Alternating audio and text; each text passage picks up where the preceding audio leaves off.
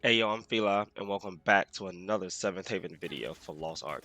In this video, we want to show you guys the top 7 things that you should not be doing on Lost Ark.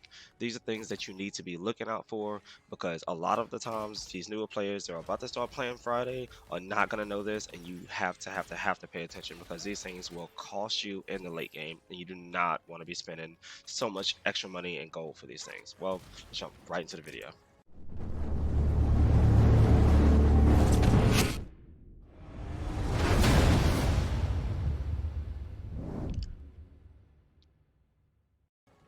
Okay, starting off, these are the do's and don'ts that you should be avoiding in Lost Ark. First off, there are two types of healing potions, one that recovers a fixed amount of HP and one that recovers a percent amount.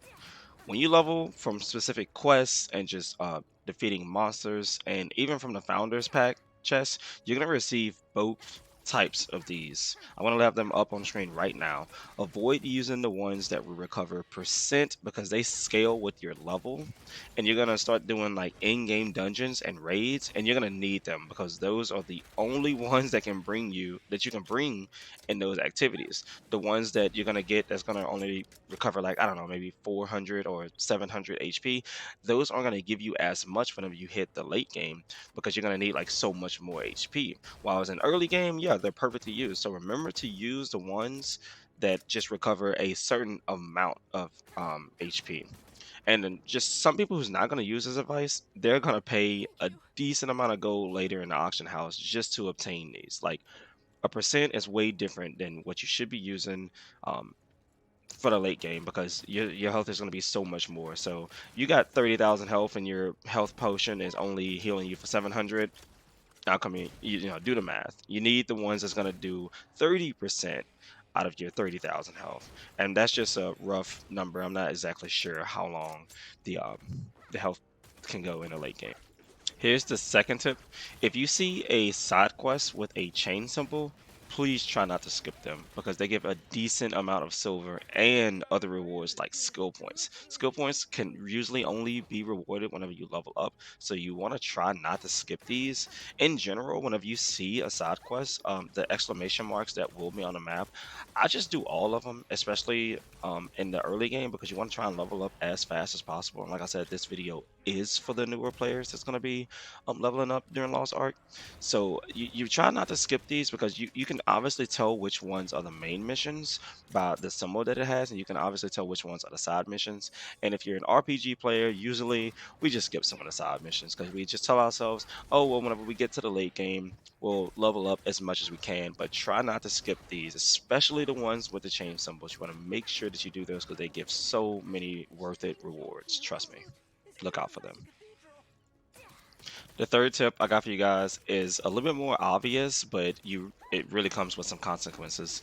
Try to avoid dying because once this happens, besides just damaging your equipment, which can get a little costly once you hit a decent level, you're gonna have to use resurrection feathers if you don't even want to exit the dungeon or use a tripod too far away from your location.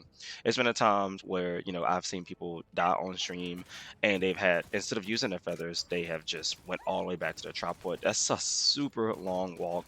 Just in general, you don't want to use those feathers because they give you so much, like they're gonna help you out in the late game. And in the late game, those walks can get really, really long. So this is one of those tips that is a little bit more like known, like, yeah, try not to die, but you really just don't want to use those feathers, honestly. In the early game, you're gonna get a decent amount of them, like actually a lot. But if you waste them, you're gonna need to spend like real money or more to even compete in certain areas of the game in the late game. And there are tons of ways to get them, but in the late game, there are never enough of these because you're gonna be dying a lot. The late game content is no joke. Save your feathers. Moving on to the fourth tip I have for you guys is a common misconception that I've seen a lot of people get wrong, which is you need money to get your pet or your mount. You do not need the founder's pack or even to spend real money in the shop to obtain your first pet or your mount. Just progress through the story in less than like I want to say 30, 45 minutes. They're going to give you both for free. So just keep in mind that your pet is going to collect loot for you and it's going to help you out a lot. I can make a whole separate video about the pet alone and just how worth it is. Whenever you're playing through the game, you'll see it just you'll just randomly acquire some items. A lot of times you just got to check your inventory just to see what you have in there because you'll think to yourself, oh, I only got this, or I haven't been seeing this. Your pet has been picking up stuff along the way the entire time. Even in this gameplay, my pet is running around picking up so much stuff for me, and I haven't even noticed it. And until you check your inventory, you'll never really know what that thing picks up for you.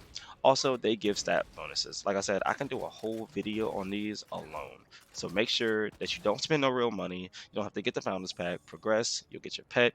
You'll get your horse, and you don't need to spend any real money.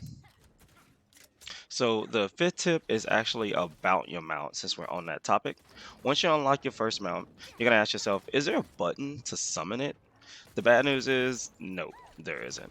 But this doesn't mean that the only solution is to open up your mount menu and select the mount and click the ride button. Do not do this. Instead, click, open up the mount icon, click and hold the mount and drag it to one of your hotbars on the consumable side of your skill tree. And this way you can just bind it. For example, like your number 9, you click up in the mount menu, you drag it to number 9, and this is going to allow you to summon your favorite mount without opening up the mount menus at all. I've seen some people during streams click and open up the mount menu every single time just to bring out the mount, and it's so cringe, guys. Please don't do this. Make sure you make use of this tip. All you gotta do is press a button and just bring that thing out. It's very, very useful. Jumping into the sixth tip that I have for you guys is to not ignore your title system. Another secondary system is going to allow you to obtain titles by completing specific challenges and achievements. And each title you unlock is going to reward you with a passive increase in personality stats. So unlocking them was going to allow you to unlock new interactions with NPCs. It's going to allow you to unlock new quests, progression, and just help you with Rapport, which Rapport's kind of like The Sims, if you ask me, which is kind of funny. It's like dating, trying to get an NPC to like you, basically. You can equip one or two titles to further increase your stats, and that's super super awesome. Like it helps you so much, and I think they might not be account bound, it might be roster bound, but the equipped titles can be changed at any time. So if one title has these stats and you want to equip some other ones that you just got, maybe you can go ahead and just switch those out and have them ready. And the seventh and last piece of information that I have for you guys is about the books called Engravings.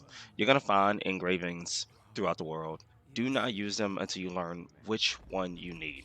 These books are really, really rare and can be sold later for a huge profit in the auction house. So keep them until you understand which one you actually need, which is probably not going to be until later in the game whenever you get a lot more stats and armor and stuff like that. In fact, you're probably going to end up mainly selling the ones that you collect to other players using the auction house anyway, and then using the gold you gain to buy the books that your character actually needs. So pretty much that is like all the tips that I have for you guys right now. This I can't wait for this game to come out. Tomorrow looks like it, and every new player that is going to be playing, I am going to be trying to push this video out to let them know to avoid these things because they're going to cost you in the late game. And if you plan on playing this game serious for any reason at all, you need to avoid a lot of these things because they're going to save you so much time and money. I don't want anybody to get to the late game and then think to themselves, oh, this is pay to win, when in actuality, you could have saved yourself so much gold by saving some of the health pots or making sure that you had the engravings that you need or just the silver that you need in general to get some of the late game stuff. It is going to be really tough out there, guys. I want you guys to enjoy the game. And till next time, I'll see you guys later.